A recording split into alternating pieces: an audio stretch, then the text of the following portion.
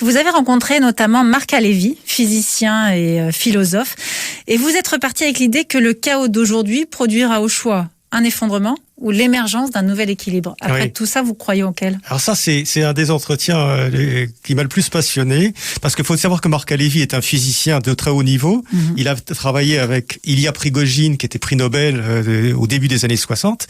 Et cette théorie du chaos est un peu binaire. C'est-à-dire que c'est vrai qu'on vit une sorte de chaos. Bon, on n'a qu'à sortir dans la rue pour se l'apercevoir. Mais le chaos, alors c'est bien expliqué dans le livre. Il est très pédagogique. Moi, je ne saurais pas très bien l'expliquer. Mais ce chaos peut mener soit à un effondrement, soit à une émergence de quelque chose de nouveau, à un niveau supérieur de vie, d'existence, d'humanisme, etc. Et donc, ça peut passer d'un côté ou de l'autre. C'est ça qui est fascinant. Mais aujourd'hui, vous croyez plus à la deuxième version ? Oui.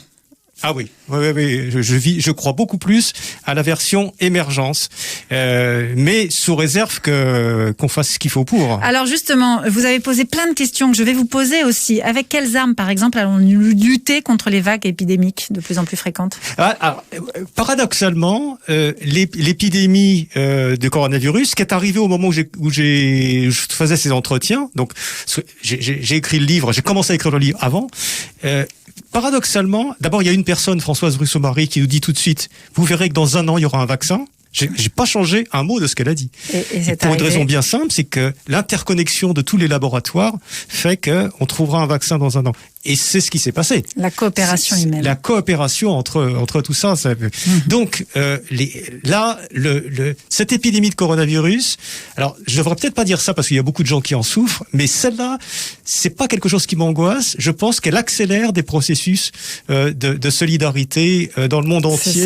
Elle accélère des façons de travailler différentes, des façons de se déplacer différentes. Elle aura eu ses côtés positifs qui peut-être donneront quelque chose. Elle n'aura pas changé les choses, mais les aura accélérées.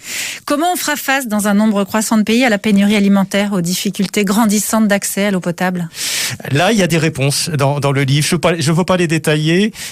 Par exemple, Joël de Ronen explique bien que le problème de l'eau n'est pas un problème de la ressource de l'eau. Il y a toujours la même quantité d'eau sur Terre. C'est un problème de distribution.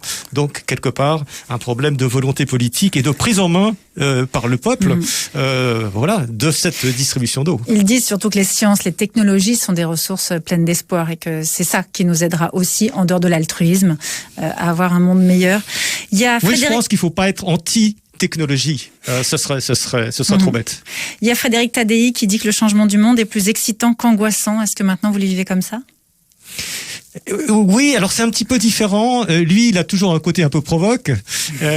Moi, je suis pas sûr qu'il soit excitant ou angoissant. En tout cas, il nous met en mouvement.